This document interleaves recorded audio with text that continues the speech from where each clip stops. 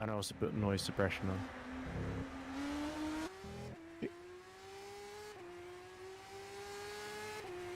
Welcome along, everybody, to Formula Sprint 2. It is the Italian Grand Prix, the first of our career ladder races over the next 2 weeks from the Autodromo Nazionale di Monza. What a track this is. Formula 1 visits this track at the weekend. I'm very excited for that. Also very excited for this. I'm Tom Dillon. Alongside me for the broadcast this evening is Ed Hunter. Ed, welcome along to the stream. FS2, not decided yet. Luke Mitchell is at the top of the standings rather comfortably. I'm expecting him to wrap it up soon, though. It's a matter of when rather than if, I think it's fair to say, unless someone like Roy Seifert has an incredible run, which it does seem unlikely, but we wouldn't completely rule it out. So it's 318 for Luke Mitchell at the moment to 223 for Roy Seifert. And the next closest is Maxime Bouliot from Optimal, who's on 190. So there's a good fight for second, I guess, but it's not really in too much doubt with the back end of the season. Only I think 4 or 5 races left to go. Luke Mitchell, he's probably not going to wrap it up today, being just under 100 points ahead, but certainly you would think when we get to next time out at track is it again? Is it Singapore next? Yes, it is Singapore yes. Next. Followed by Japan, Abu Dhabi, and Brazil. So yeah, that's of course, including today, 5 races, but after that, just 4 more to go. So I think Singapore, Japan is going to be prime territory for Luke Mitchell to wrap it up, but he could get just 1 step closer to sealing it today with only 125 points left on offer. So if he can get 100 ahead of Roy Seifert by the end of this, it's mathematically possible that he could tie it up. But I find that just a tiny bit unlikely with the amount of predictability we've had in FS2 at the moment, Tom, because it has been a bit up and down just before, well, it was before the summer break. We'll have to see how it is now at Monza, because it's a very, very different track to where we were last time, of course, in Hungary, wasn't it? Spa last time, but sorry, yes. Spa. Well, it's still different, is my point. It's still different. Not able to wrap it up today, of course, Luke Mitchell, even though Roy Seifert isn't here, would need a 188-point gap heading into Singapore. Obviously cannot gain that with 47 points available today. Could wrap it up feasibly at Singapore, though, because with 3 rounds to go, they just need a 141-point margin. So we'll be waiting with bated breath for that to happen. Next week, Maxime Bilou is on a hot lap at the moment. He's heading his way through that final corner. We'll see what he is able to do. First person to set a time should be Maxime Bilou, actually. It's unsurprising that he's purple in the first 2 sectors. Luke Mitchell's the first, Maxime Bilou's the second, and that's the order that they're in. Actually, Jack Nicholls jumping up into third across the line.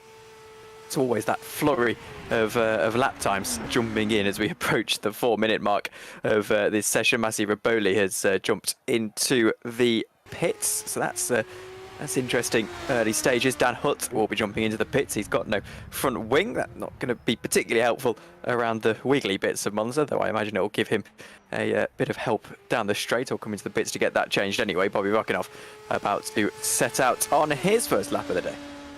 Yeah, that's a very 60s F1 method, where they just rip some of the wings off, sort of make the drag a bit less at Monza. But with modern Grand Prix racing, that tends not to work as well. You sort of need to brake for some of these chicanes a bit more.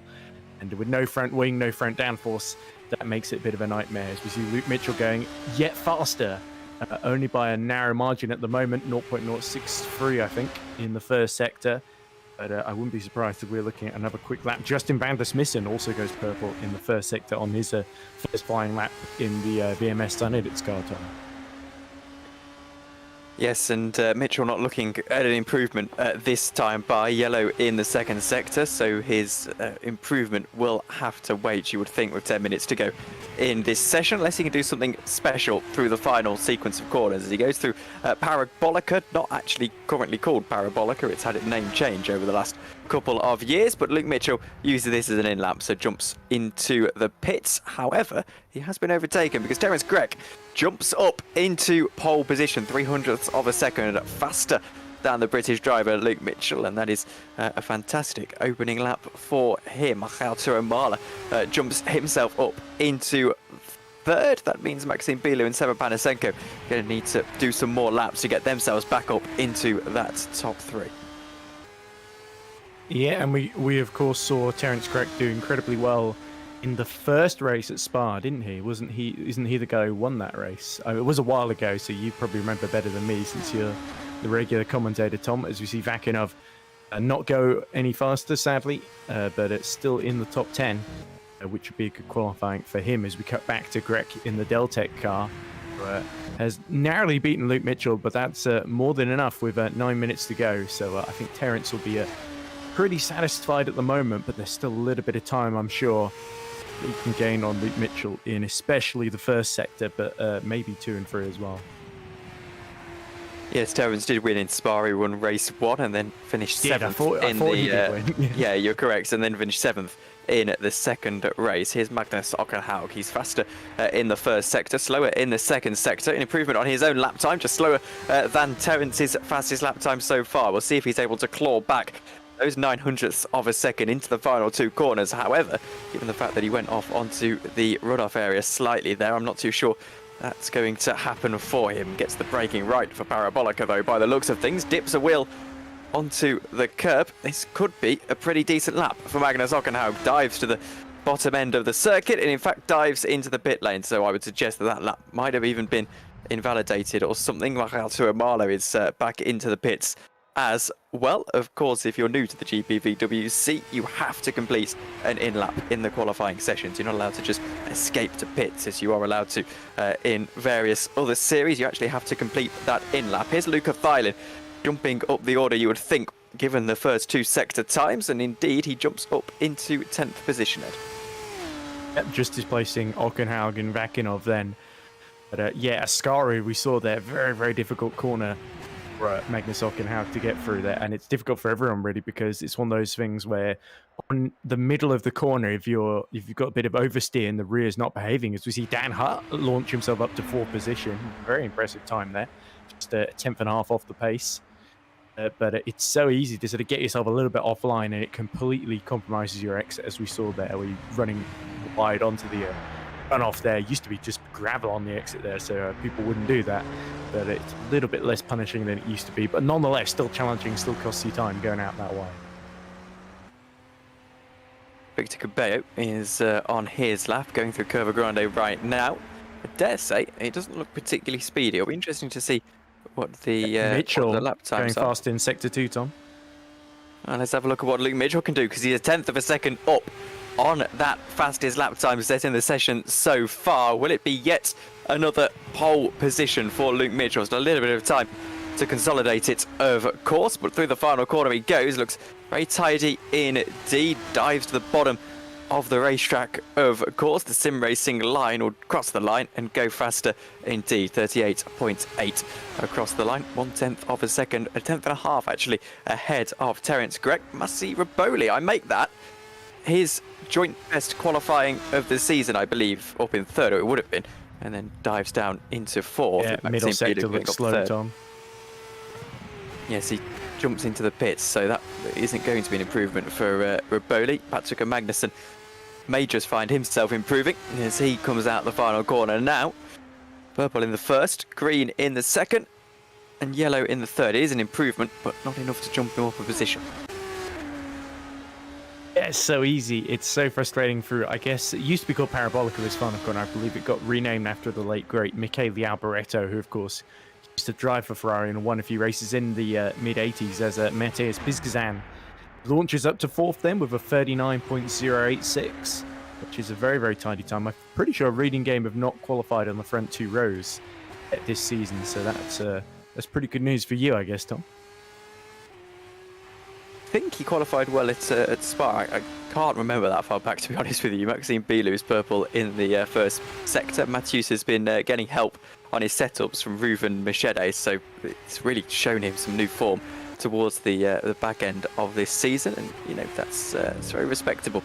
Matthews, how he's going along. Maxime Bilou is yellow in the second sector. I think he might have track extended just outside of Ascari, so that's going to curtail this particular attempt at pole position. He needed a 2/10 improvement, and I absolutely don't think Maxime Bilou is going to find that. We'll see if he chooses to dive into the pits actually for a new set of tyres, and in fact that's exactly what he does. So Maxime Bilou jumps into the pit lane. He'll go out for one more run, I would imagine, towards the end of this session. Michael Tuamala, that's a fantastic lap time. 1/10 of a second off of Luke Mitchell, 38.8, and he's able to get himself up into second. Yeah, really the only person who's got within 2/10 of Luke Mitchell then, which is very, very impressive. But as we say, Pisgazan did qualify on the front row alongside pole sitter Greg last time at Spa, so you're absolutely right, Tom. He did get a penalty for today because of what happened at Spa, of course. So that's not going to help Matthias too much here. Oh, it's a quali penalty, yeah.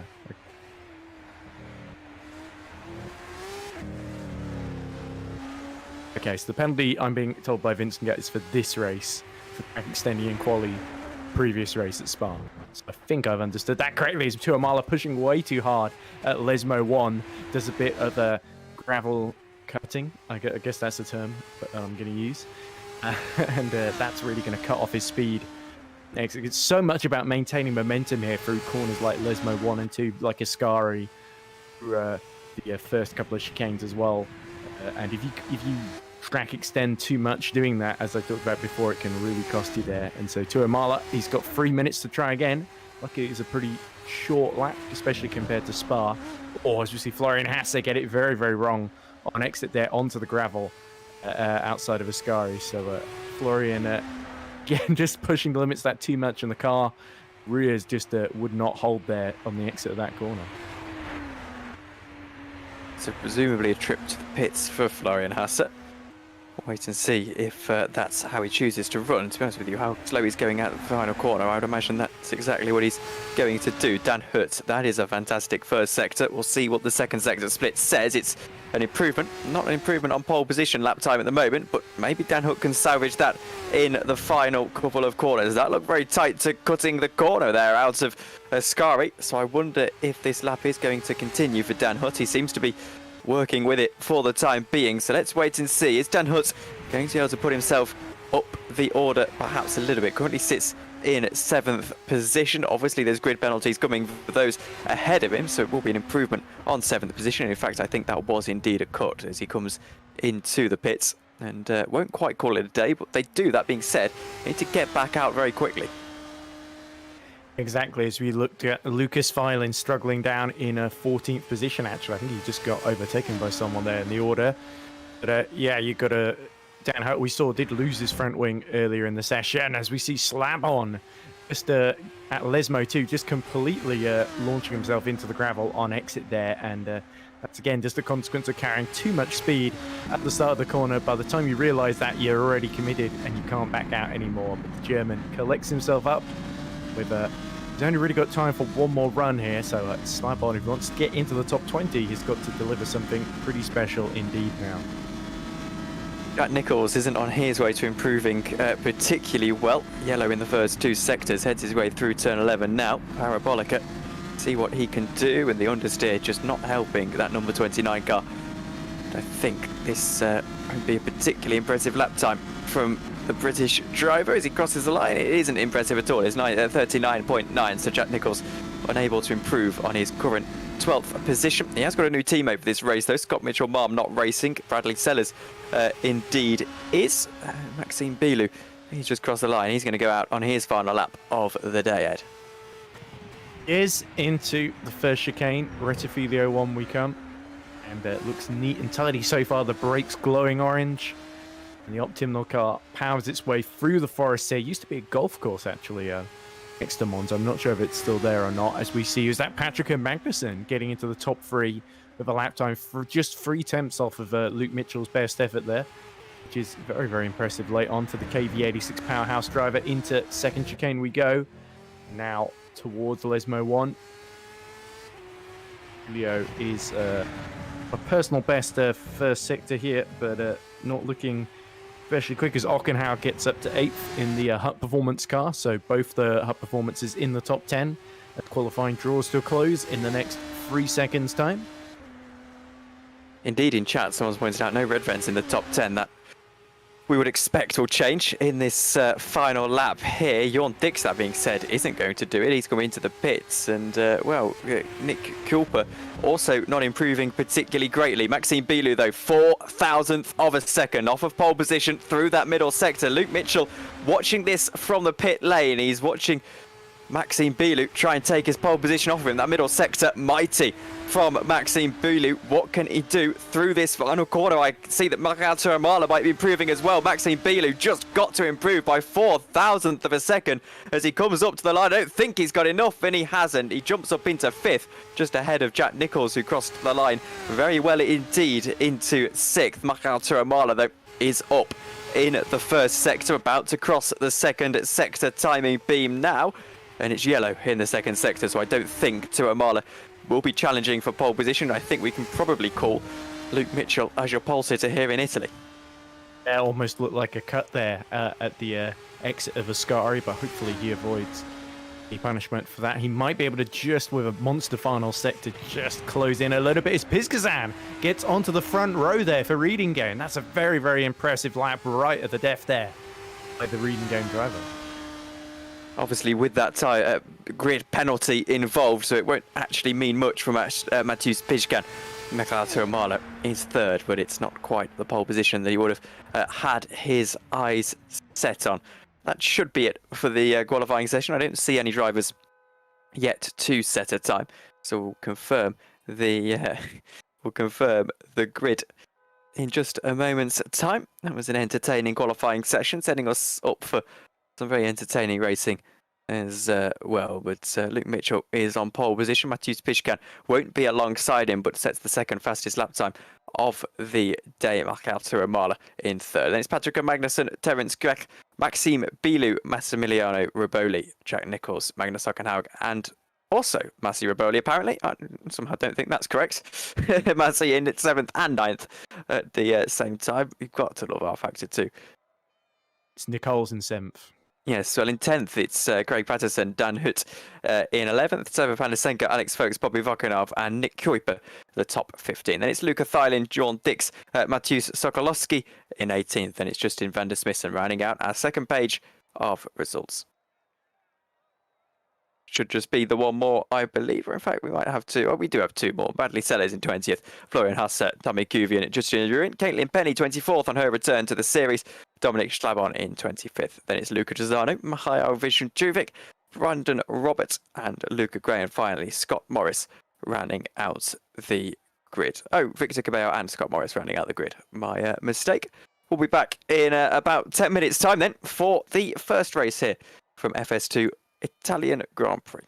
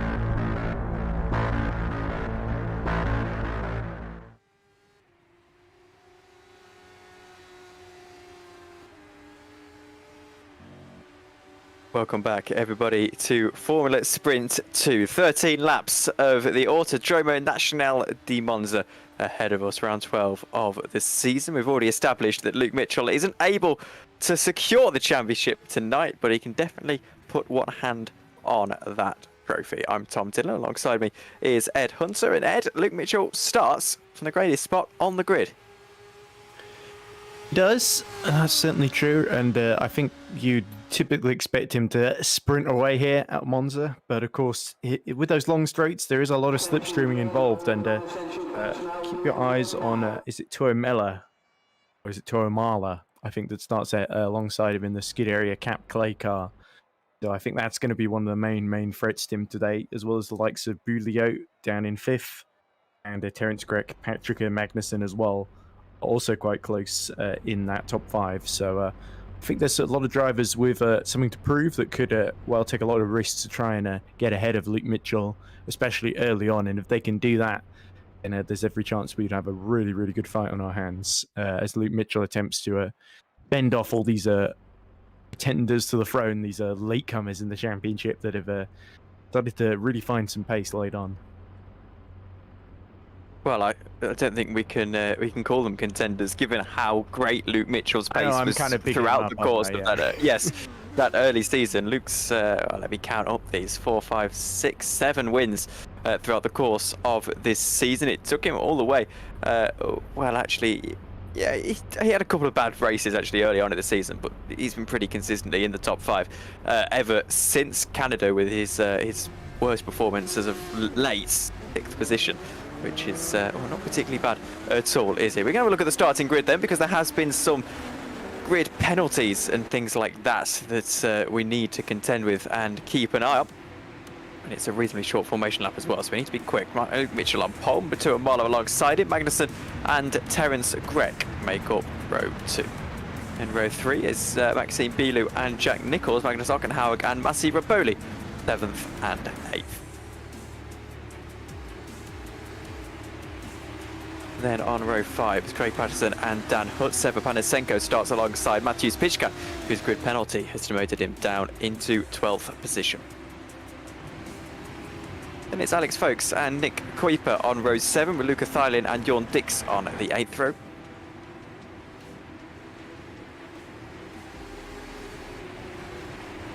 Mateusz Sokolowski and Justin van der Smith and Bradley Sellers and Tommy Kuvian round out your top 20. Caitlin Penny returns to the series alongside Bobby Vockenau on row 11, with Dominic Schlabon and Luca Tizzano on row 12. Brandon Roberts and Luca Gray, 25th and 26th, Victor Cabello and Scott Morris making up row 14. And it's Florian Hassa and Justin Ruin and Mikhail Vishentuvic rounding out the rest of the grid. Ed, who's your pick to take the victory today? It's sort of hard to look past Luke Mitchell, isn't it? But I definitely think Patrick Magnussen and Tuomala are definitely going to be ones to watch. I think Tuomala has looked mighty in qualifying as well. Also look out for someone making their way through the field from 12. Hiskazan, of course, did qualify on the front row. He's got some great pace in that reading game, and could well make his way into the top 8 if he plays his cards right with the pace that he's got underneath him. A lot of drivers, like I say, with things to prove, of course. Not just at the very front, but also the likes of Jack Nicholls, Craig Patterson, Panasenko, Dan Hutt, who all have want to get some big results under their belts after some of the last couple of rounds didn't quite go to plan for them. So I think lots to look out for, and the main thing is going to be staying out of chaos on this first lap, because into that first chicane, it bunches up very, very quickly. These guys at the back are going to have a bit of a minefield to navigate. Here we go then. We're about to get underway for race 1 of round 12 of the Formula Sprint 2 season. Luke Mitchell is on pole position. It's Michael Tuamala who'll be alongside him into one of the tightest turn ones of the season. And, well, light sequence is underway, and we are underway. Michael Tuamala gets the jump. Luke Mitchell with a pretty terrible start, actually loses 2 positions straight off the line. Patrick O'Magnuson will be challenging for the lead as they go down into turn 1 alongside Michael Tuamala. In the background, there's a few cars trying to just avoid the carnage of a Monza turn 1. Michael Tuamala holds on to the lead. His exit isn't particularly superb though, and that's going to allow Patrick Magnussen, as we have yellow flags flying in the background, to perhaps have a little bit of a run. Here he goes down the inside as they go through the Curva Grande and down into the turn 4, turn 5 chicane. On the inside is Patrick Magnussen looking for the lead of the race. He's going to have to be late on the brakes, and he's just not late enough. Michael Tuamala holds on to the lead, but Luke Mitchell is in the background. They're still going to go here around the outside of Lesmos. Now Magnussen looks to Tuamala on the defensive immediately, Ed. Yeah, one of the red Ven cars missed that second chicane there and cut across. I think they may have even been missing front wing. I wasn't sure if that was Jörn Dix, who is in 12th, or his teammate, which was, of course, in the other red Ven. Hoipo, who's right behind him, of course. But it looks like they both escaped. You see Tuamala was defending very, very hard from Magnussen early on, and he's actually gone a little bit wide for Ascari here. So Magnussen's got a great chance to take the lead here before the end of the first lap, Tom. He's going to have a go at it, isn't he, around the outside as we go up into Parabolica. Luke Mitchell is getting himself involved as well. They might run 3 wide into the 11th and final corner of the racetrack. Mitchell on the inside, gunning for second position, might make contact with Magnussen, just about avoids a collision with Patrick Magnussen, who now in that KV86 powerhouse car is going to be gunning for the lead himself. It's all a battle for slipstream right now. Magnussen in the slipstream of race leader Michael Tuamala now pulls to that inside line. Terence Grech is gunning for the lead as well, so it's 2 lanes of racing open. Magnussen will break later than Tuamala. Will he get the position, though? It looks like he will. Terence Grech is able to get himself ahead of Luke Mitchell, so your pole sitter falls from 1st to 4th in just the space of 2 laps.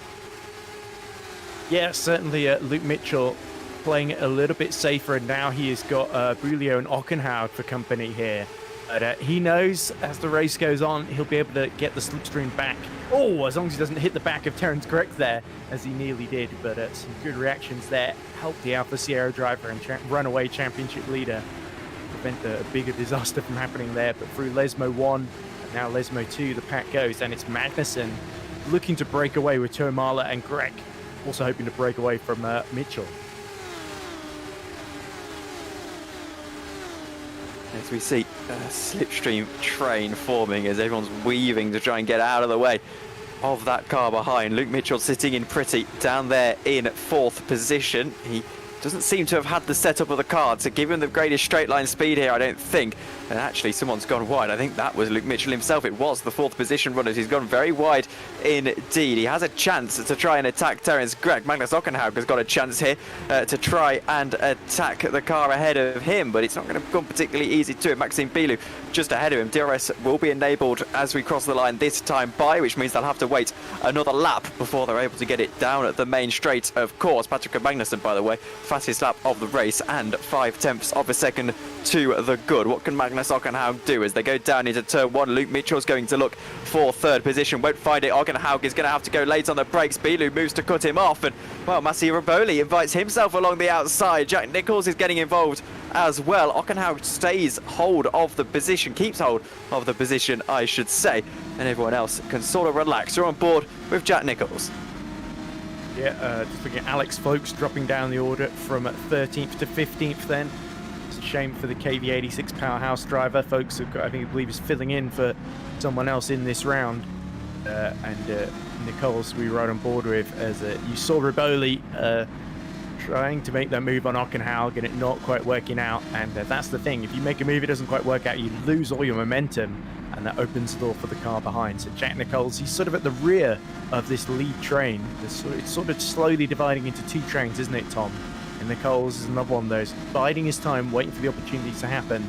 And the final couple of laps, I think we'll expect that King's car to try and time it right and slide his way through with any chaos in front of him. Oh, look at this. It's going to be 3 wide. Is that Caitlin Benny getting involved as well? It is. As down the inside goes Victor Cabello. Matthews Pishkan has jumped down a lot. He had a mistake into turn 1 and finds himself now back with the back markers. And well, the back markers are having a right old battle here as we go down into turn 11. Victor Cabello is the one trying to hold on to 21st position. Might just lose 21st position here as around the outside goes. Oh my, that's Dominic Slabon. That's Dominic Slabon. He's gone really wide. Matthews Pishkan has made contact with the car and he is inside as well. Almost loses the car entirely. And well, as they stream down the front straight here at Monza, they might just get 4 wide here. Yeah, and here comes Lucas Filin on the inside then of Cabello for 21st position, with Piskazan in tow, now going to the outside, Tom, and he's going to just run out of space as Filin locks the rears and drifts into turn 1. Matthews Pishkan, then 22nd position, is trying to get himself ahead of Luca Thylin, but Luca Thylin a little bit of a ways down the road. That was the first time, of course, that DRS has been enabled throughout the course of this race. I can see Caitlin Penny trying to attack Bradley Sellers. That's for 19th position. Sellers might just get past here. He makes a fine switchback move, actually out of that second chicane, and now is on the inside for the Lesbos. Will Sellers get that job done? We see Schlabon on the outside line, him trying to make up a spot into 24th, and he's onto the grass again. Dominic Schlabon not having the greatest of times of it at the moment. Bradley Sellers, by the way, not yet able to pass Caitlin Penny, so difficult for the very accomplished R-Factor 2 sports car driver in Bradley Sellers, sitting down in 20th position. Obviously not the weekend he would have hoped for so far. Yep, but he has just got back past ahead of Penny, so those two squabbling, and I have a feel that's going to carry on for a while. But also, while we've been watching that, Luke Mitchell has found a way around Terence Grick, but in the process of doing that, the two leaders are now 2 seconds ahead of everyone else. So Magnussen and Tuomala can slipstream one another and afford to fight against each other without worrying too much, for at least the time being, about Mitchell, Grech, and the rest of the pack behind them. So that is ideal for them. Oh, on the inside goes Ockenhaug. And oh, there's the King's Racing car onto the curb. Massi Raboli is getting involved. He's not able to find his way through though. Magnus Ockenhaug is staying in position for the time being. Raboli might have a chance as they go down into turn 4 and turn 5. 2/10 of a second up to the next car. Down to the inside goes Ockenhaug, but Maxime Bilou holds on to the spots. It's just not able, not the braking performance that I think. Oh dear, never mind, because that is Bradley Sellers going round. Is it, or is it Jack Nicholls? It's Jack Nicholls. He's got all the way around. 3 wide with the 2 red Vens. One of the is that Justin van der Smissen then, just ahead of them. Oh no, he's on the gravel. It's Justin van der Smissen. So the 2 red Vens look like this red wall, a literal red wall, keeping all the cars behind them. And Jan Dix all just wiggling a bit there. He's not happy with the driving either the cars ahead or behind him, I don't think. This is getting very, very intense over 11th place. Might go 3 wide again as they go into the Ascari. Jan Dix on the inside line, 11th position he gains. We did think for a little while Jan Dix might have been Luke Mitchell's main championship challenge here. Oh no, never mind. Every time I make a point, someone spins and is into the wall, and this time it's Justin van der Smissen. Alex Folkes is getting involved as well. And I'll make sure to note that next time Alex Folkes has a jab at my driving on an ERC stream, because he's straight into the wall. Yeah, I think folks sort of misjudged it a bit there and tagged Van der Smissen. I would say Justin was a little bit kind of unfortunate to arrive on the scene exactly wrong moment there. Ockenhaug now has got past Bulio's. They're going 3 wide here with, is that Riboli? Just braking in time, avoiding crashing into the back of Maxime Bulio.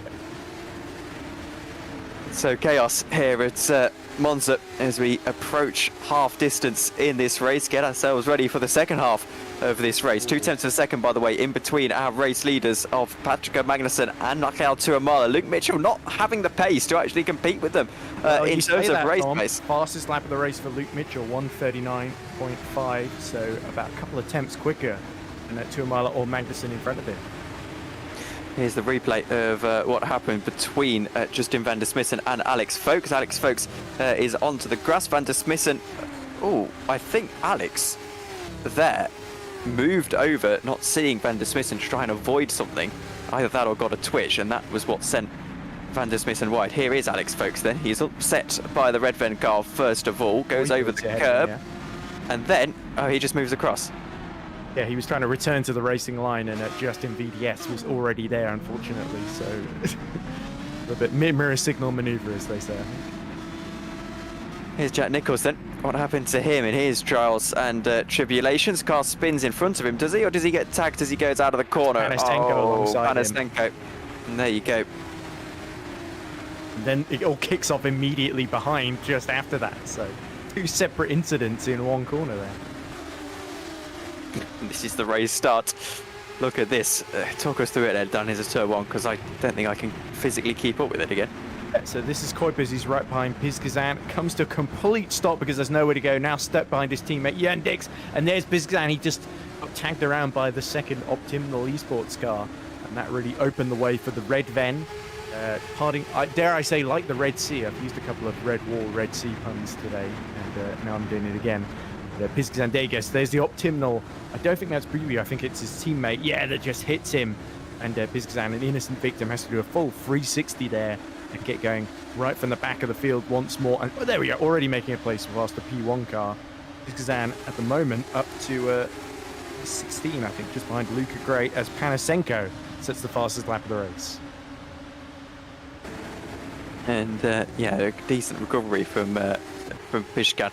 I would actually put him on to perhaps win that second race if the pole numbers are there for him. I think he's got that pace this weekend, as he's proven. Patrick Magnussen has got a lot of pace as well, but Mikael Tuomala some pace himself, and Luke Mitchell proving myself wrong by going faster than both of these guys and catching up a little bit. I thought 1.6 was perhaps a little bit too much, but as these two battle, that's going to start to play into the hands of Luke Mitchell. Let's see what happens, as Mikael Tuomala is just behind him, going to open up the DRS and have a real chance as they go down into turn 1. Patrick Magnussen knows what's coming, and so he's going to weave off the racing line to try and get himself into position. Now on the inside line, Tuomala should have this as he goes all the way around the outside. Magnussen's brave on the brakes. Tuomala's a little bit braver onto the curb, makes contact. That allows Luke Mitchell to try something, but Tuomala ends up in the lead of this race, only just.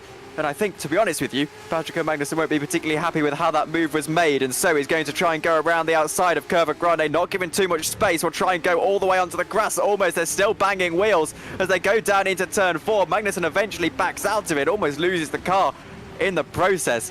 That was very, very awkward stuff between the two of them. Yeah, it looked like Tuomala was trying to, on the run through Curva Grande, just on the exit of it, just trying to twitch a little bit to try and intimidate, make Magnussen back out there. And it seemed there wasn't really going to be a way through anyway. But if these three all end up fighting each other, it could even bring Terence Grech into play by the time we get to the final lap. They're not far off lapping the back markers in the field. I think Anders Smissen has made it to the pits. Brandon Roberts, Scott Morris, and Justin Royan all having to make pit stops. So there's a bit of a pack in the back as Morris indeed gets a penalty, I presume, for a track limits or speeding in the pit lane, quite possibly, actually. Yeah, pit lane. He's been in the pit lane. It's been confirmed to me. So, yeah, lots of stuff going on near the back, and the front runners are going to have to negotiate it before too long. Patrick Magnussen then looks for round 2 with Mikael Tuomala. It's very awkward out of Parabolica. Will Mikael Tuomala be able to hold on to this position? Lap 8 of the race, and he's going to be weaving all the way around. 5 laps to go in this one. Is a sprint to the finish. Patrick Magnussen looking for the lead of the race will dive to the inside line. That inside line is favourable here at Monza as you go into turn 1. Mikael Tuomala brakes so much later though, and this time gets the car stopped in time, but it's gone a little bit deep, allowing Patrick Magnussen to get on the throttle that little bit earlier and get himself into a fine position to try and attack as we go through into Curva Grande. Is on the inside line, will have the outside as they go into turn 4 and turn 5, and Patrick Magnussen for the lead of the race will go all the way around the outside. It's about the braking performance. They tangle with each other. That allows Luke Mitchell through, and Mitchell, the championship leader, spins. Oh dear, so Luke Mitchell just arriving at the scene at exactly the right moment, right as Magnussen was delayed, had to slow right down.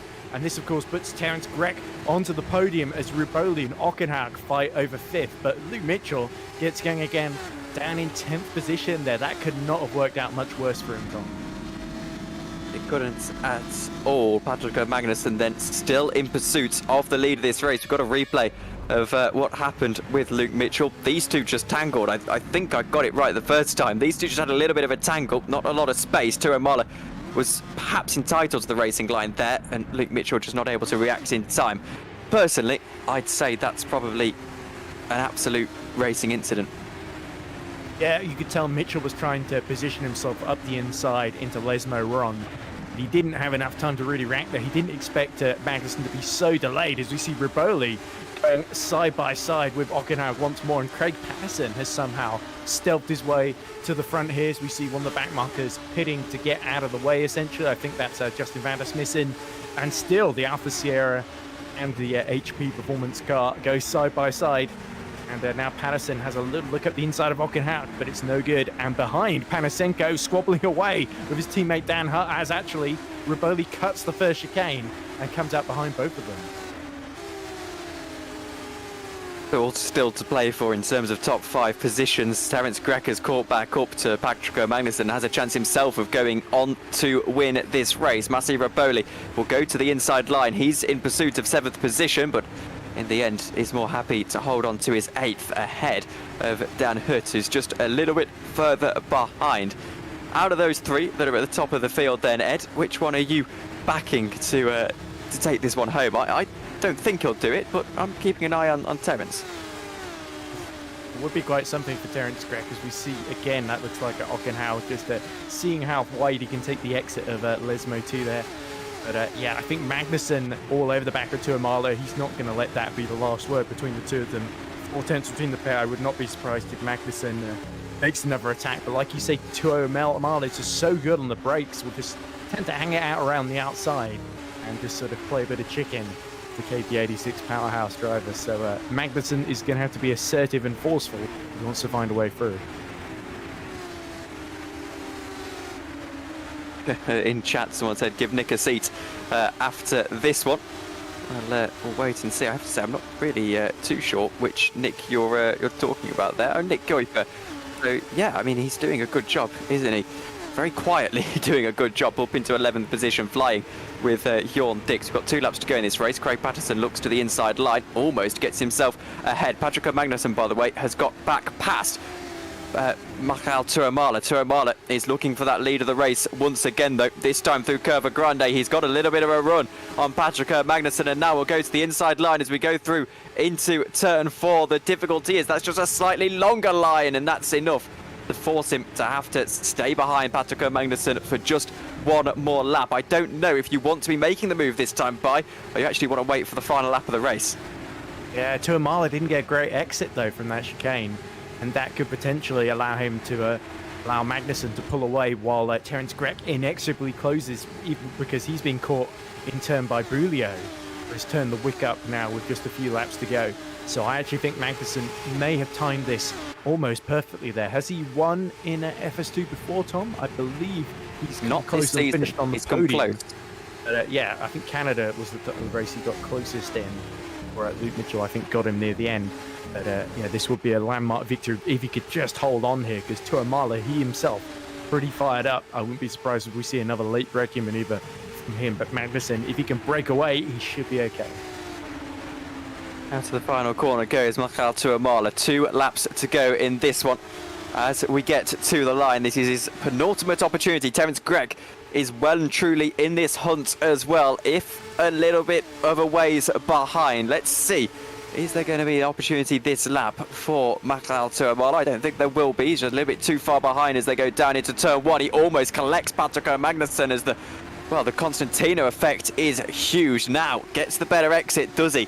Out of the second corner. Technically, that chicane is counted as 2 corners. That's why we call it turn 2. Let's see what Michael Tuamala is able to do. He's right alongside Patrick Magnussen as they go down into turn 4. Magnussen looking for his first win of the season. Tuamala, his second, gets to the inside line and to the lead of the race on the penultimate lap. Yeah, that was indeed very, very decisive there. Tuomala just got the inside line there and forced his way back through past Magnussen, who's now at the mercy of Terence Grech. So actually, I think you may be right, Tom, as Tuomala desperately tries to break the slipstream. And we ride on board with Grech, who has got Magnussen well and truly in his sights now. DRS open for second and third place men here. And not long to go before the end, and Tuomala, like you say, maybe on his way to win number 2 of the season as the rear starts to let go on Terence Grech's car. So Bulio may get involved here in the fight for third. He is going to get involved in the fight for third. In fact, he's going to go around the outside of Terence Grech, who loses out on the podium on the penultimate lap of the race. We've just got 11 more corners to go. 12 more corners, I should say, because we're already halfway through Parabolica. So 11 more corners to go and one more lap. Let's see if Patrick Magnussen can get himself back into the lead of the race. Final lap of the race underway. Penultimate DRS zone of the day is underway, and well, Terence Grech is looking for that podium position back. Terence Grech is going to get that podium position back. It's in the background, Craig Patterson looking to get ahead of Magnus Ock, and now Patrick Magnussen down the inside. It's Michael Tuomala who goes off the track, and he's going to gain a chunk of time. Surely he cannot be allowed to hold on to that advantage. Yeah, it was a bit of a marginal one because Magnussen and Tuomala tangled, and I think Tuomala will argue Magnussen didn't quite give him enough space there. So this could well be a case of cut across the corner, avoid contact, and then argue it in the stewards' room after. As meanwhile, Craig Patterson is all over the back of Ockenhauer. They're having a great fight for fifth while all this is going on ahead of them. Patterson looks at the inside at Lesmo 1. So Magnussen in pursuit of his first win. As we see a car in the background off on the gravel, was in pursuit of his first win of the season, and in the end is now looking to just hold on to this podium ahead of Terence Grech. I think a penalty could be coming Michael Tuomala's way. I'd say that was a little bit over the line myself, but we'll let the stewards argue it out. Just a few more corners to go now. Terence Grech, one more opportunity to get himself up into second position. Maxime Bilou, one more chance to get himself up into the podium positions as we go up to Parabolica for the final time. It looks like Magnussen has done just about enough. Someone who's certainly done enough, at least on the circuit, pending stewards' investigation, is Michael Tuomala, who come around that final corner now, and he is going to take his second win of the FS2 season so far, and it comes in Italy. A fantastic drive for Michael Tuomala. Patrick Magnussen finishes in what actually he'll class, I suppose, as a disappointing second place, with Terence Grech coming home third. That is a battle through Parabolica. Tommy Kuvian and Bobby Vakanov. This is for reverse grid pole contention and points, of course. They're going to drag race as they come to the line, and it's going to be Bobby Vakanov who holds on to it, but only just. And don't forget, Vakanov had that grid penalty as well, which meant he started about 23rd, didn't he, on the grid? So to get up to 15th, that's a pretty decent race one, all in all, from his side of things. And well, we'll get your results finished and set up in just a moment's time. We've got a replay of what happened between Tuomala and Magnussen. I just want to weigh in on this because I think what's happened there is Tuomala's gained a clear advantage by cutting the track, and I think regardless of you know, him being pushed off there, you're still not allowed to gain an advantage from it. So you're saying he didn't slow down enough? That was the infringement there. Yeah, that's my argument, and yeah, I appreciate at this point that's obviously perhaps penalty worthy from Max. It's literally, someone's put in chat that it's literally a Lewis Hamilton Max Verstappen moment. I'm sure they've had about 8 incidents that are exactly the same as that. And I would argue that the driver who's gone miles off the circuit needs to be giving that place back. Yeah, certainly, but it's not the most natural thing in the world to slow down when you're fighting for the lead and someone dive bombs you at turn 1 at Monza. No, but it's the fair thing to do as we wait to see the results confirmed. Obviously, we will wait to see what the stewards say about that one, but for now, as we just wait for this page to load, it's Michael Tuomala who wins ahead of Patrick Magnussen. Terence Grech rounding out the podium. Maxime Bilou is in 4th, with Magnus Ockenhauer rounding out the top 5. Craig Patterson, Massi Rapoli, Dan Hutt, Nick Kuiper and Luke Mitchell rounding out the top 10. Then it's Jorn Dix. Matthews Pitchcan recovers well back to 12th after an early spin. Luca Gray, Luca Thylin and Bobby Vakanov rounding out the points. It's Tommy Kuvian, Florian Hesse, Mateusz Sokolowski, Alex Folkes and Bradley Sellers, your top 20. Caitlin Benny in 21st with Brandon Robert, Victor Cabello, Justin van der Smisten and Luca Tosano. The top 25, Seva Panasenko, Jack Nichols, Dominic Schlabon, Justin Ruin and Scott Morris. The top 30, these guys, by the way, from 25th onwards, all retiring. Makayalo, Vishen Tuvik also retiring from the race. We'll be back in about 5 minutes' time for race 2 here from Monza in FS2.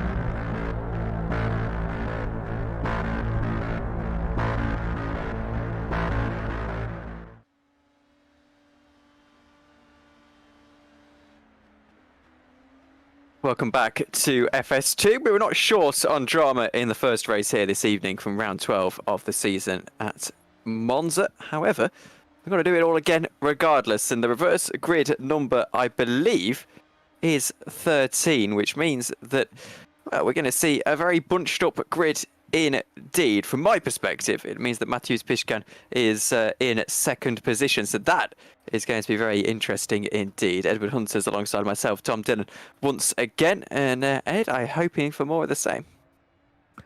Oh, certainly. Although I imagine it's going to be probably a little bit messier than we're used to. I believe it's Luca Gray that's on the reverse grid pole then, Tom, because he finished 13th in that first race, just behind Mateusz Piskan with Jørn Dix in 11th. And, of course, in 10th was Luke Mitchell, of course, after hitting the back of Patrick Magnussen, unintentionally, of course, in that instant of the second chicane. We saw the lead hotly contested between Magnussen and Tuamala, with the result still. I think we won't have an official winner until much later in the week, sadly.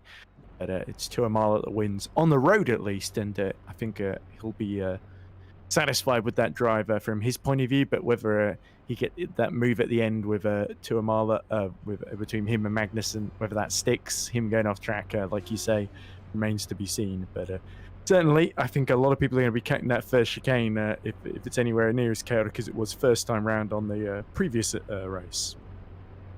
If, of course, there's a report. They're only able to investigate incidents if there's a report of wrongdoing. So we'll wait to see if Patrick even decides that he does want to report that incident. He's waiting for the grid to form up, by the way, and then we'll get called. I always love in FS2, you see just how far back the grid actually stretches from a camera angle like this. 31 cars is, well, quite a lot more than you first think it is. It's a lot of people on the grid. It's almost like a full school class of drivers, but just waiting for that grid graphic to pop up once the formation lap gets underway. And here we go. We can take you through the grid for Formula Sprint 2, race 2 here at Monza. And well, starting on pole position is Luca Gray, Mateusz Piskan alongside him, Jørn Dix starting third, with Luke Mitchell on row 2. Then it's Nick Kuiper and Dan Hutt, row 3, Massi Riboli and Craig Patterson on row 4.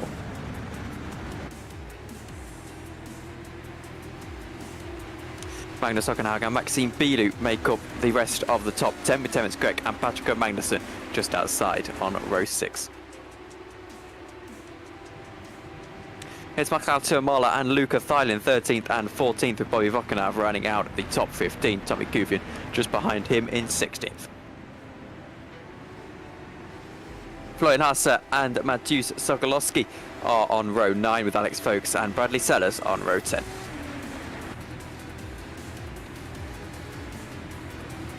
Caleb Penny and Brandon Roberts 21st and 22nd, with Victor Cabello and Justin van der Smith in 23rd and 24th.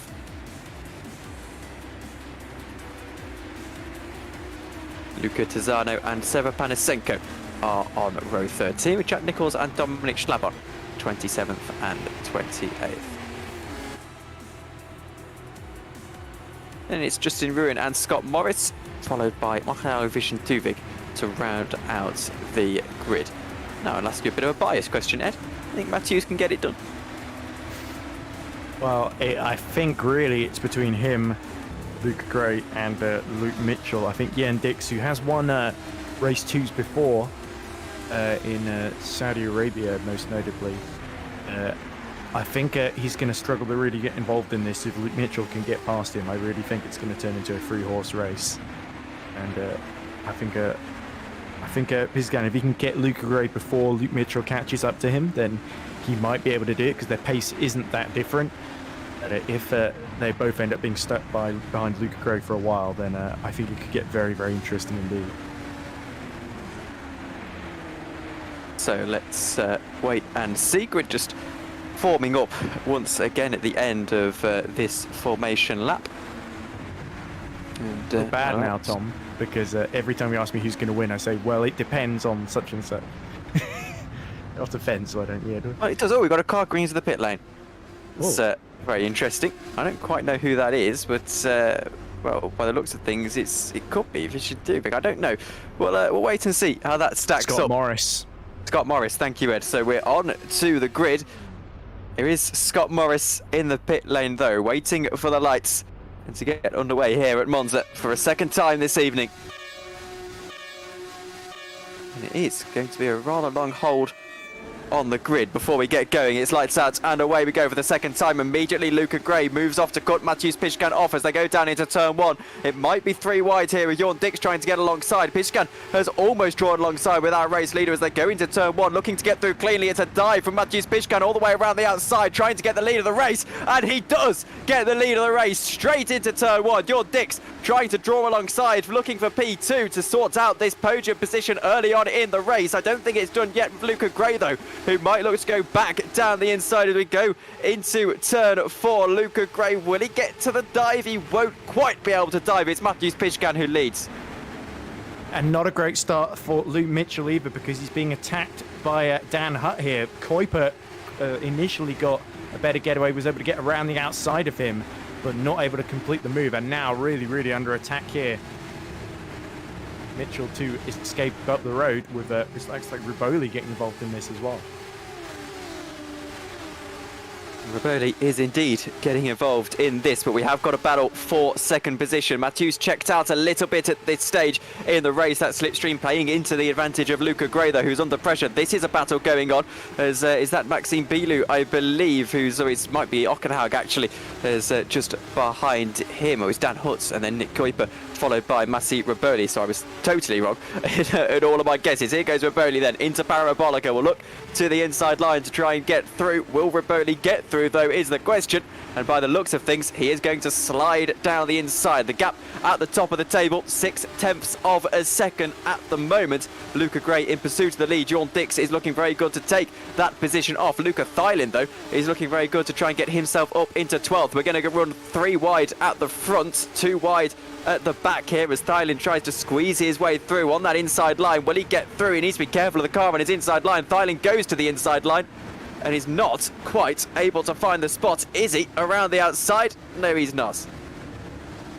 Yeah, and look just up ahead, that's Tuamala and Bulio squabbling over 11th with Patrick and Magnussen right ahead of him. So it could be round 2 between those two as we see Dix trying to line up around the outside at the second chicane on Luca Gray. Gray gives him just enough space. Wow, that was a well-executed move there. And Luke Mitchell, learning from what happened in the first race, times it perfectly to also follow him through there.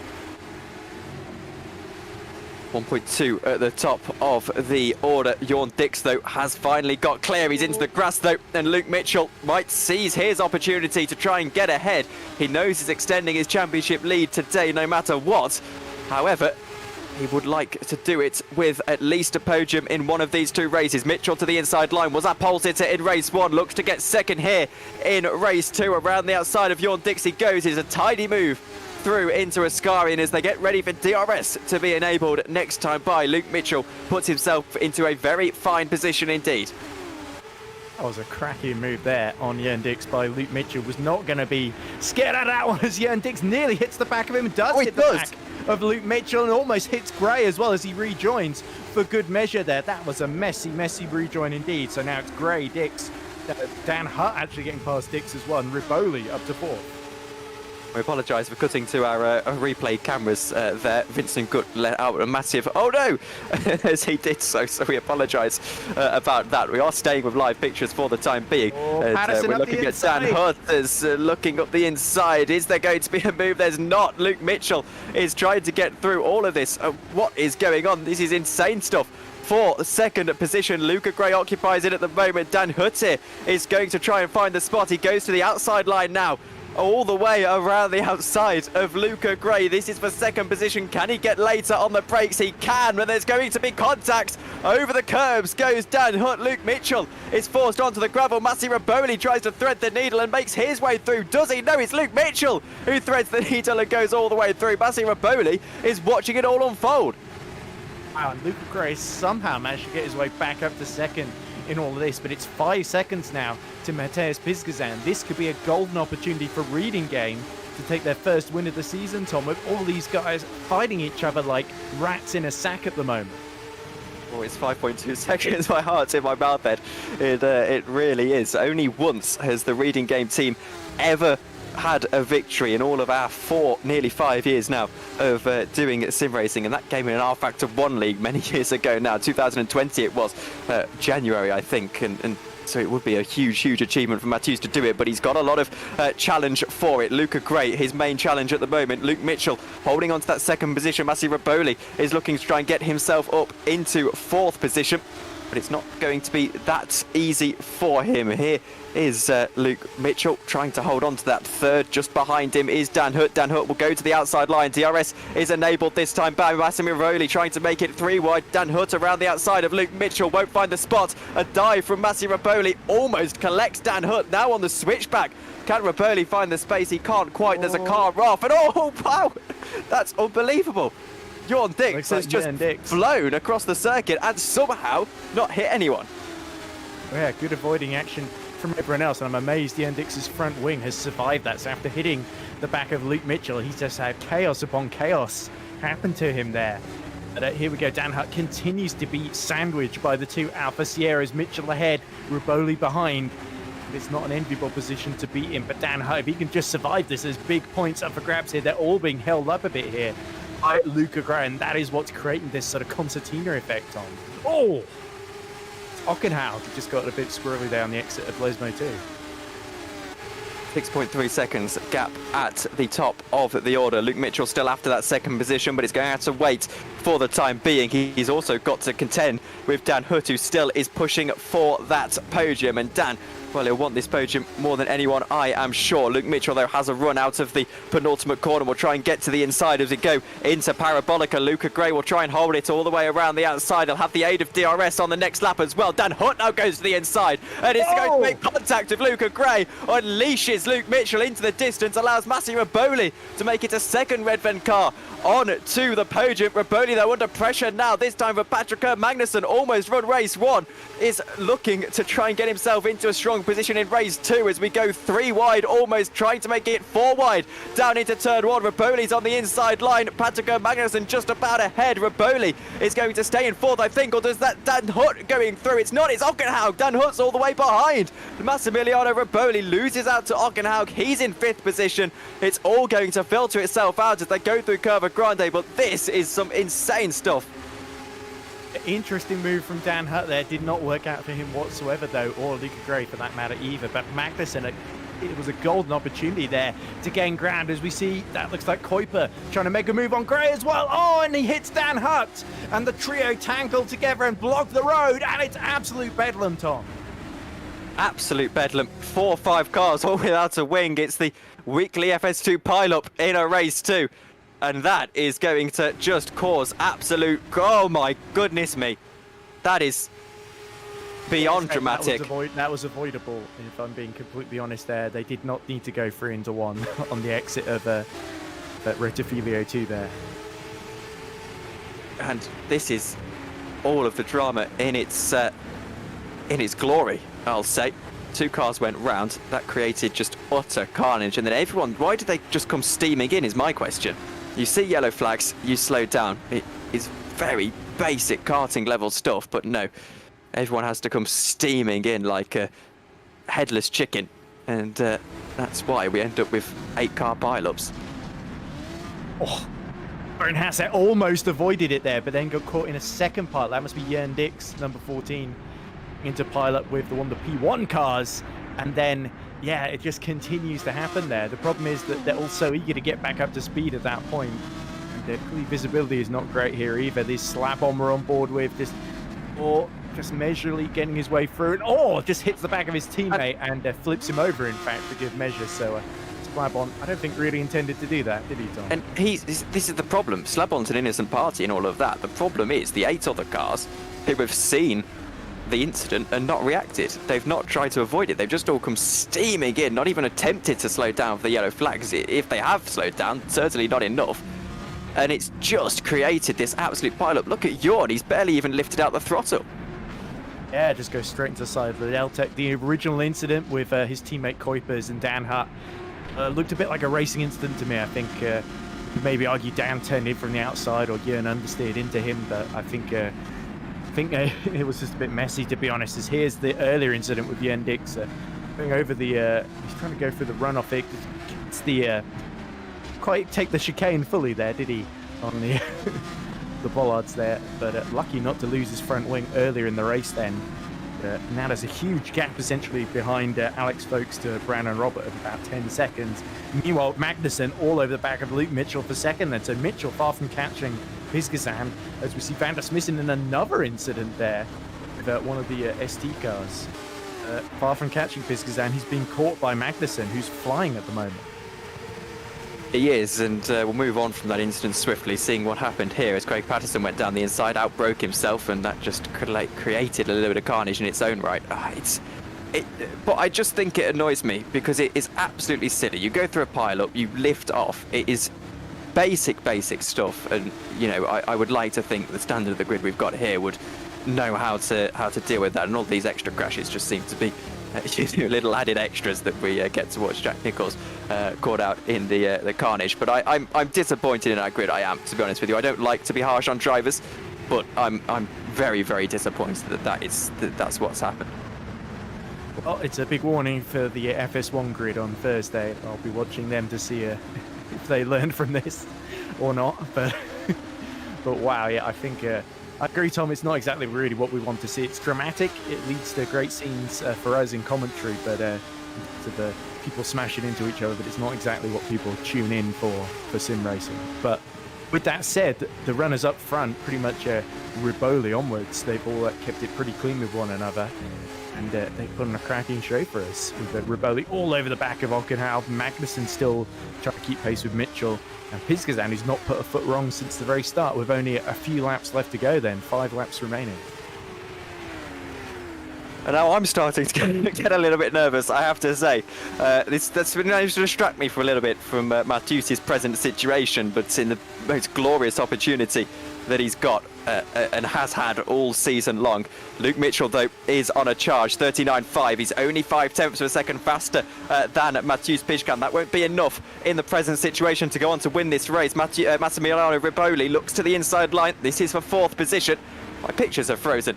Come back just in time to see Massimo Riboli make that pass successfully up into 4th position. And, well, he can now go on and try and attack that podium. Patrick Magnussen, and he's got a chance to do me and Matthews a mighty favour here. Indeed he does, yeah. Especially after what happened in the previous race. I think Magnussen would gladly take a P2 here.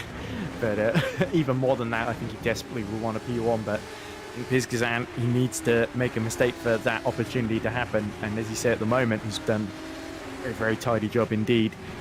But Riboli here, muscling his way past Ockenhaupt, making the progress he needs to. He really needs to get involved in this battle to cover off Magnussen effectively. As we look at Tuo Mala in the background, we know he's certainly got pace at his disposal. So if Ockenhaupt drops back from the back of Riboli, then it could be a top 5 in it for a Scuderia Cap Clay as well.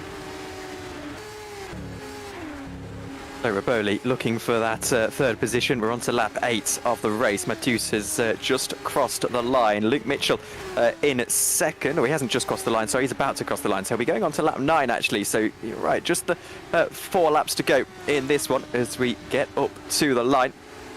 Actually, I'd take that back. There'll be 5 laps to go as we get to the line. There we go. I was getting ahead of myself, and that gap is 5 seconds exactly. Just, well, it's ebbing and flowing a little bit. We'll see if Patrick Magnussen is going to be able to make a move. He's 7/10 of a second behind our championship leader at the present moment. And at the our championship leader, Patrick Magnussen, just trying to stay in, I think, and wait for the opportunity to present itself, which might indeed be here as he puts the throttle down. There's some back marker traffic getting involved too. We'll see if Magnussen's able to get the run here out of Curva Grande. Will he go to the outside line, hits the grass? That's not going to help his progress at all. Now, this is Magnus Ockenhaupt, sorry, I'm Massi Riboli, tries to go to the inside line. I apologise. Oh. Riboli's made a mistake, goes off of the track. And, well, that is Riboli down into 5th. I apologise about that brief moment. I wondered why there was back marker traffic. And there we go, it was different. Easy to do, I guess. It's not a whole lot distinguishing some of these liveries from one another, although to be fair, Hut Performance, for instance, have like a different coloured little outlines, and VMS have got purple rear rings and green rear wings for their drivers too, which is quite helpful. As you see Panasenko on the back of Luca Gray. Panasenko, I think, the first of those to avoid the carnage, along with Alex Folks, Victor Cabello, Brandon Robert, Justin Ryan, all four of those coming from near the back of the grid. Just fill out the back end of the top 10 as well. So that's they did well to keep it clean when they arrived on the scene, I guess. And Panasenko looking to make a move on Luca Gray, who's been from pole, reverse group pole, has been a bit of a used as a battering ram, I think it's fair to say, on a couple of occasions, presumably unintentionally, I hope unintentionally. But Panasenko, I think, looking to make a clean move here as they go through the Michele Alboreto Parabolica and set themselves up with the DRS about to go wide open. And the Triple K car is going to have to really get its mirrors out. Panasenko goes to the inside. The VMS has surely got the place here. And with a little braking maneuver to come into the first chicane. The move is complete. The VMS just drifts the rear tyres as he gets heavy on the brakes there. And 7th place is his. Indeed, and well, the Discord chat is already alight with stuff from that pile-up happening, as we have got quite a bulk of the grid out of the race so far. I'm counting 9 drivers, I believe, who are out of this one, so that is... well, that is absolutely huge, and 2 more have been in the pit lane for about 8 minutes. Caitlin Penny and Terence Grech. The battle at the lead, 4.6 seconds. I'm obviously keeping an eye on that with the full extent of it, because it's coming down, is that gap. 4.6, it's been stable this lap, but Luke lapped 1.4 seconds faster than Matthews on the previous lap. So at current pace, he's on course to catch the Polish driver. We'll wait and see how that stacks up. The fastest lap times as well aren't particularly pretty in terms of Matthews' favour. 5/10 of a second faster. Luke Mitchell, Patrick O'Magnuson though also catching up to Luke Mitchell. So all of this turning into a very interesting finale. Yeah, and there's Terence Grech trying to recover here to 19th position with the surely damaged Deltec. I think he was the Deltec we saw missing its front and rear wing in the almighty pile-up as we Magnussen set another best lap of the race to try and keep the pressure on Luke Mitchell. Interestingly, first car that Piskazan has got to lap, 93 seconds ahead of him, 94 seconds, sorry, behind him is his teammate, as we see Terence Grech again going side by side with Florian Hasse in the second of the optimal cars. They go towards Lesmo 1 now. Grech is on the outside. Hasse's got the inside. He's going to have to go all the way around the outside in a ring of death through Lesmo 1. And there we go, completes it before Lesmo 2. It's Terence Grech holding on then to 19th position and then just dipping a wheel in the gravel for good measure, which is going to destroy his momentum down the back straight here.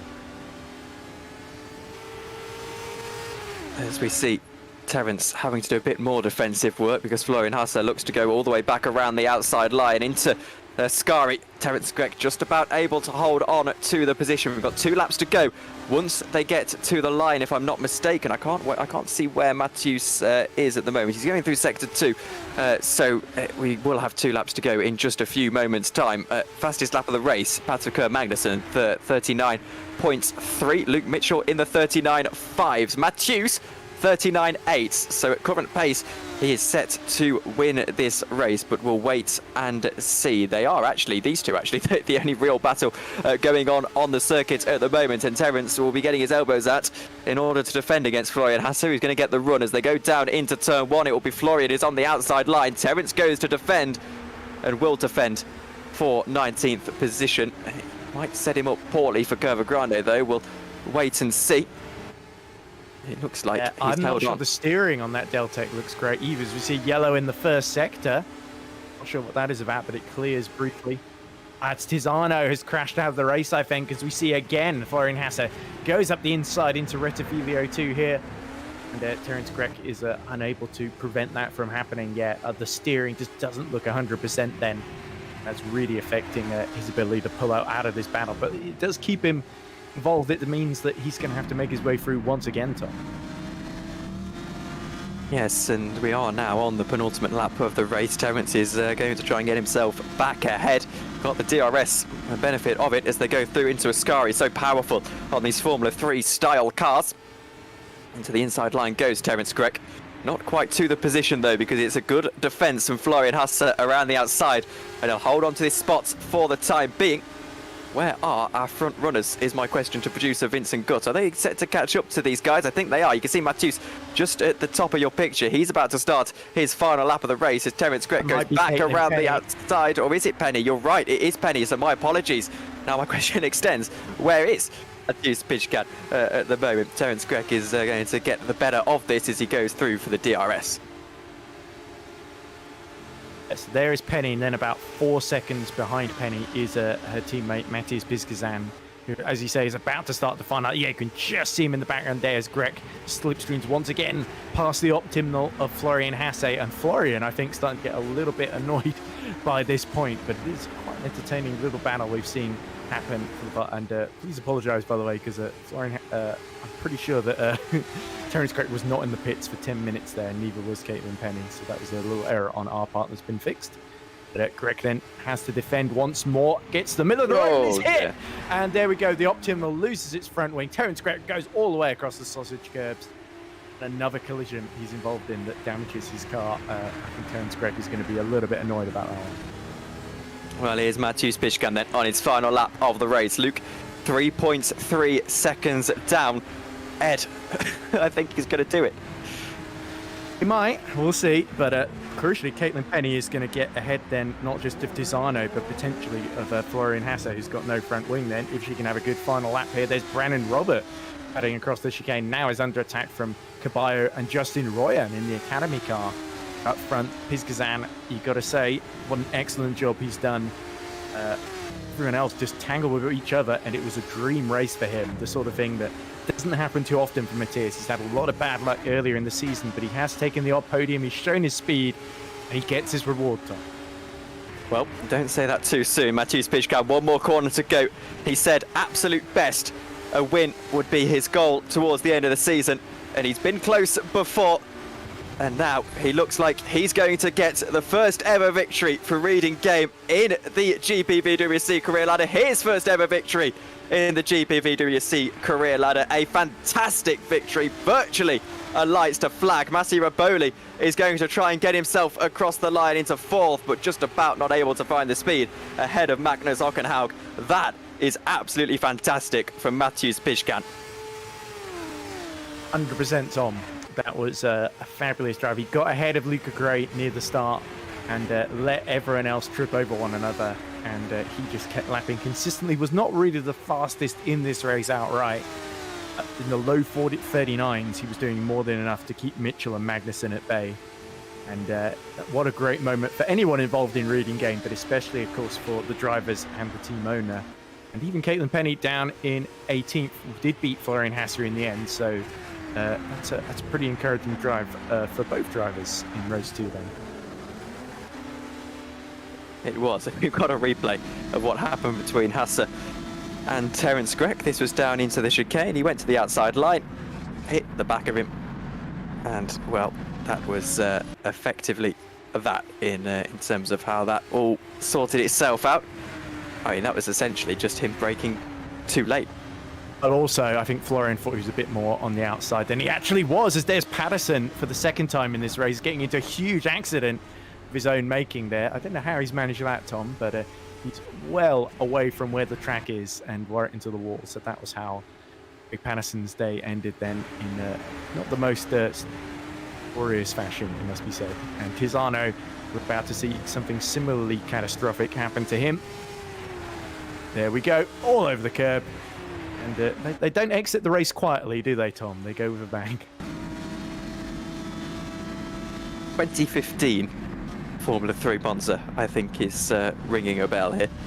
And it was 2015, I think, when all the carnage happened. Oh, dearie me, just straight into the ball. Get your results for you in a moment, and then get to whatever interviews we have. I imagine there's going to be a lot of talk after that one.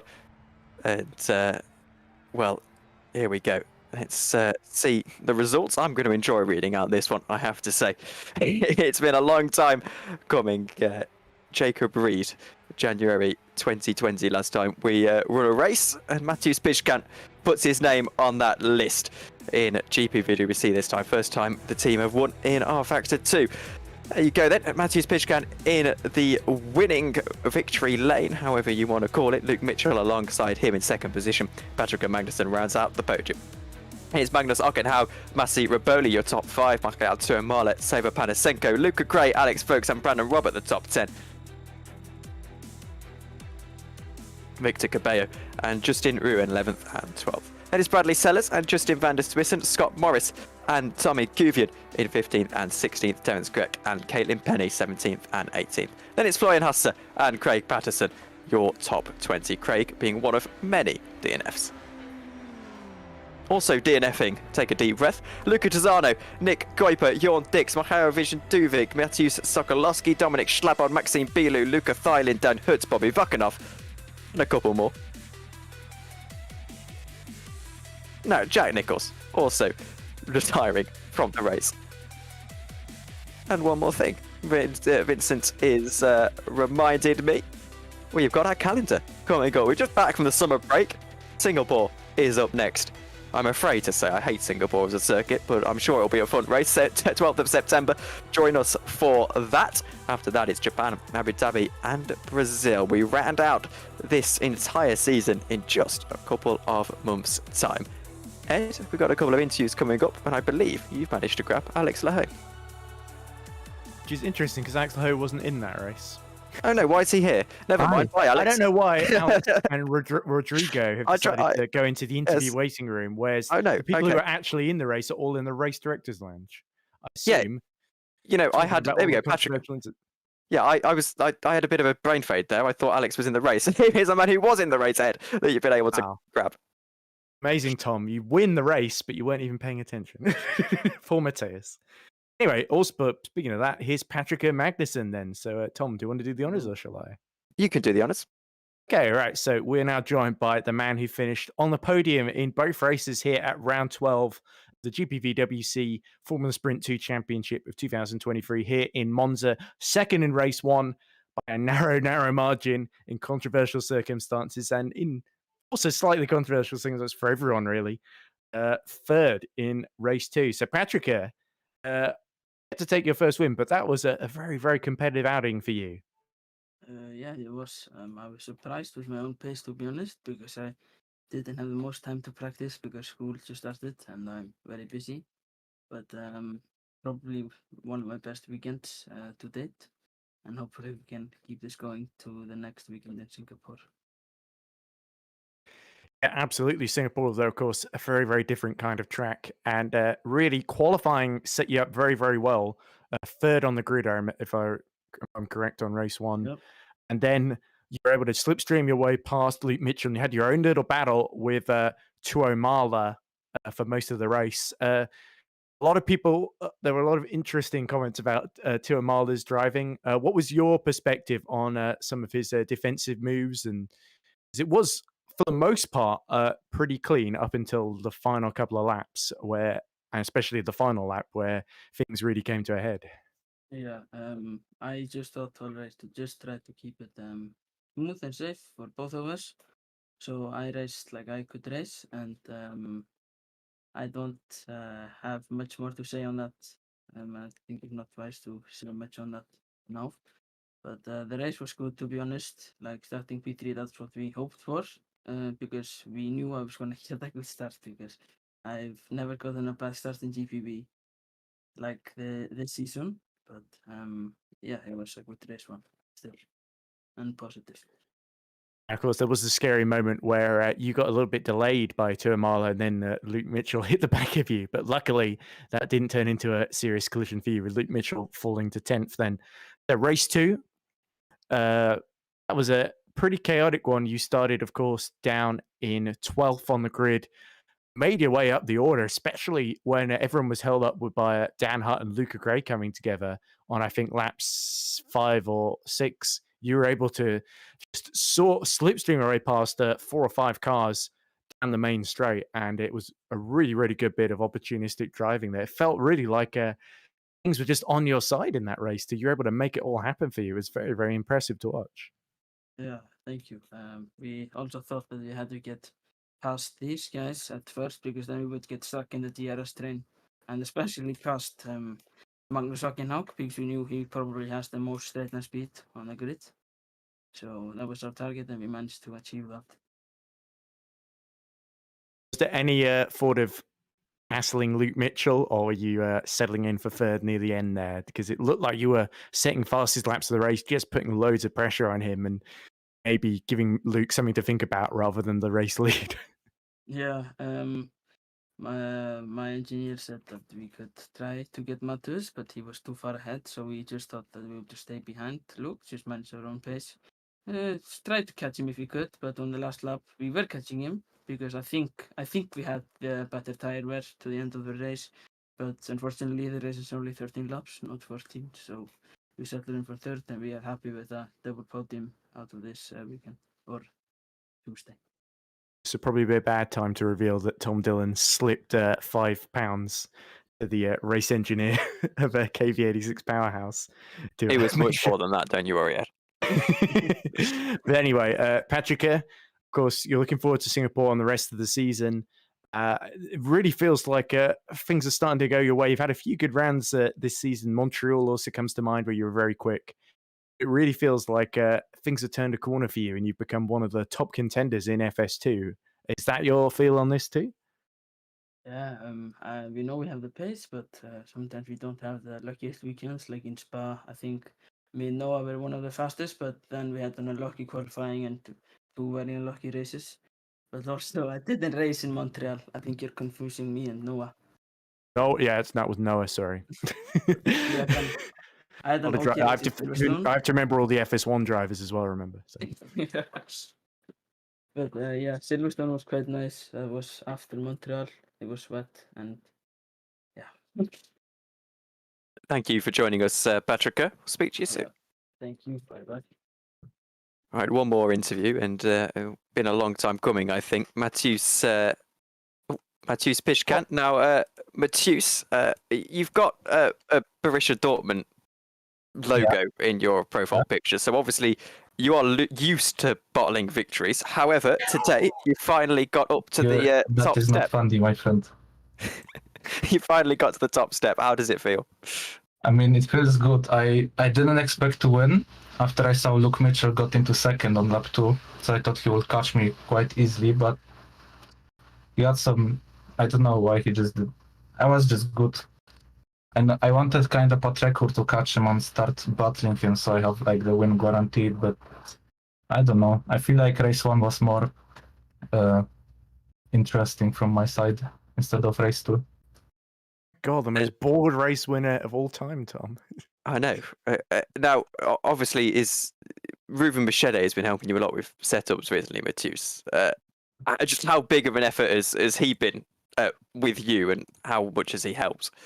I mean, last race he helped me a lot, but this race I just sent him my setup and I asked him, "Can you improve it, please?" And then he just said that the setup is already really good. He made like one small tweak with the front wing, and that was all he did. So I take responsibility for my setup, but I can still thank him for helping me, motivating me. So yeah. Well, thank you for joining us, Matheus, and enjoy the victory. I'm sure we'll be talking a little bit. Yes. Okay. Congratulations, Matheus, because you were you. doing academy at the start of the season, moved into FS2, and now you've won there as well. So you had a little bad luck earlier in the season, and it's great to see you finally make it good. And race 1, like you say, was also a very, very good recovery drive, despite, of course, you not being able to start where you would wanted to because of the penalty from Spa. But you really you showed what you were made of today, and impressed a lot of people. And as for why Luke Mitchell wouldn't catch you, if you see the replay, you'll see somebody bumping into the back of him. That makes it somewhat obvious at the corner. Was it Luca Gray by any chance? Might have been. So. Also, might have also, in Luca's defense, he also got hit in the back a few laps later by Dan Hutt. So, I mean, I've seen him drop on lap 1, so yeah. But I was like, okay, he died. That's great. And then I just see him like a lap later in second again, so I was kind of sad, but I still won, I guess. Well, cheers, Matheus. Anyway, we'll speak to you soon. Okay, bye. Bye.